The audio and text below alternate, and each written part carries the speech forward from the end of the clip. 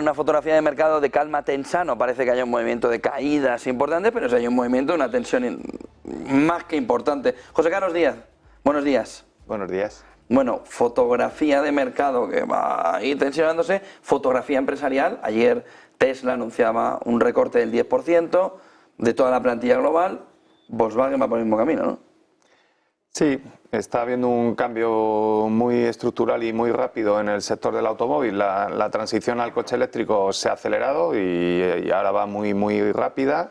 Y los chinos son los campeones globales. Entonces Tesla, que era el campeón, ha perdido capacidad de cuota de mercado, ha tenido que bajar precios, ha bajado márgenes, tiene que ajustar empleo.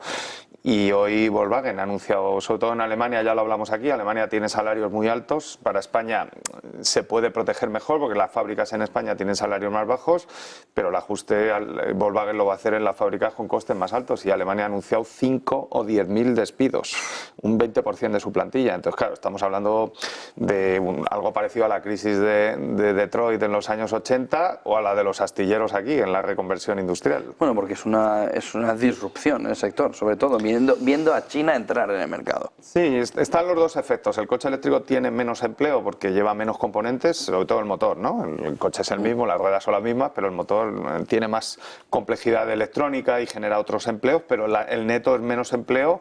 Y luego Europa está fuera de la competitividad en coche eléctrico y va a tardar mucho en engancharse a la curva tecnológica. O sea, los chinos no es que tengan distancia tecnológica, es que van más rápidos.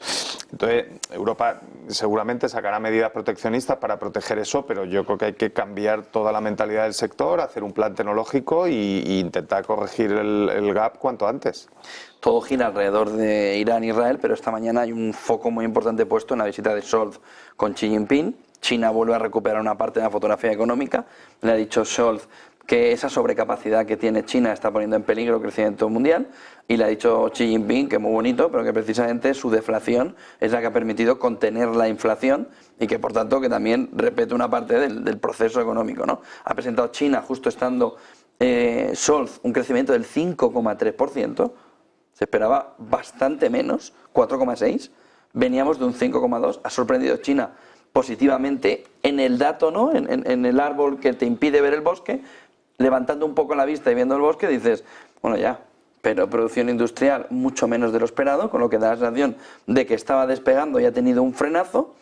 Y refleja también China en esos datos de PIB un sector inmobiliario que es un desastre. Sí, el lastre es el sector inmobiliario, pero bueno, han aguantado el 5%, o eso dicen, ¿no? Que está muy bien. Yo creo que es posible que el segundo trimestre vaya mejor, porque han acabado el primer trimestre muy arriba, entras en el segundo trimestre con mucha inercia de crecimiento, o sea que tiene pinta que el segundo trimestre les va a ir bien, ¿no? Estas reuniones, evidentemente, cada uno defiende sus intereses, solo faltaba, ¿no? Son dos países.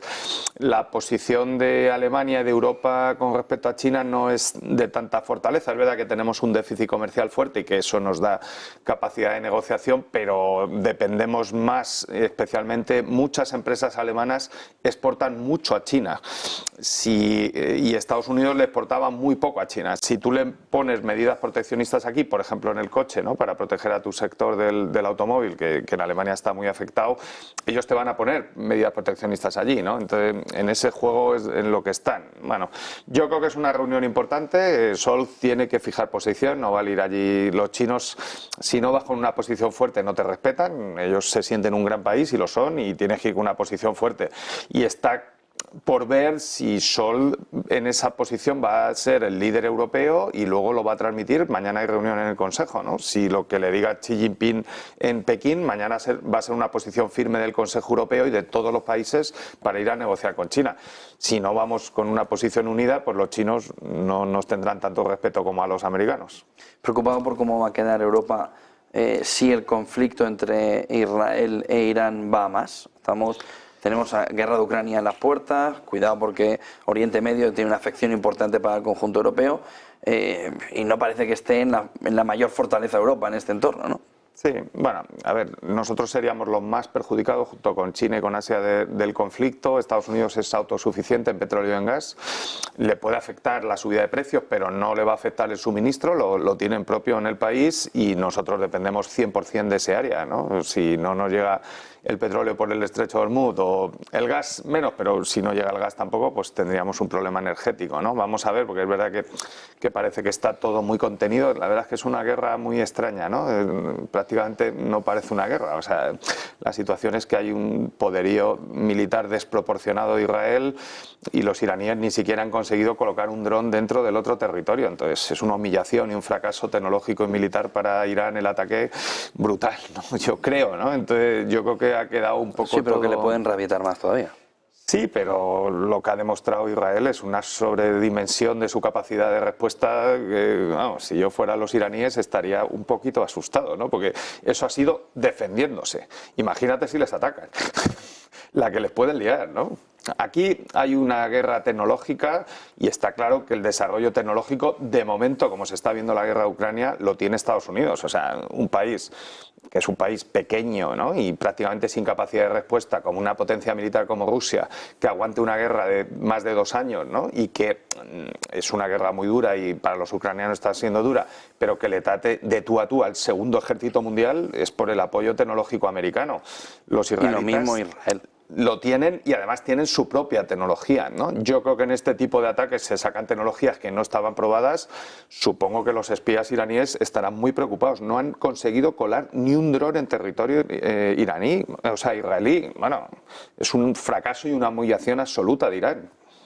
El problema es que la respuesta de Israel puede abrir una mecha mucho mayor, ¿no?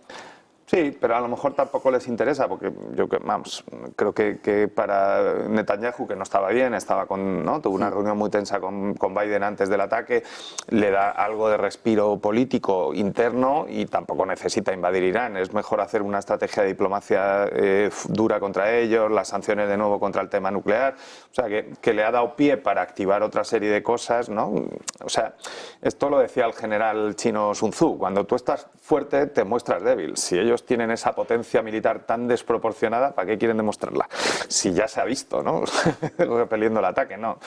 No sé, los mercados no están marcando algo desastroso y tiene pinta, ¿no? Hay una caída de las bolsas porque ha habido una reacción al alza del bono americano, de la rentabilidad, y esta parece retrasando el horizonte de bajadas de tipos de la Reserva Federal. Pero... Ahí es donde te quería entrar. Europa, Estados Unidos, cuidado con el movimiento, que no sea de subida en lugar de bajada.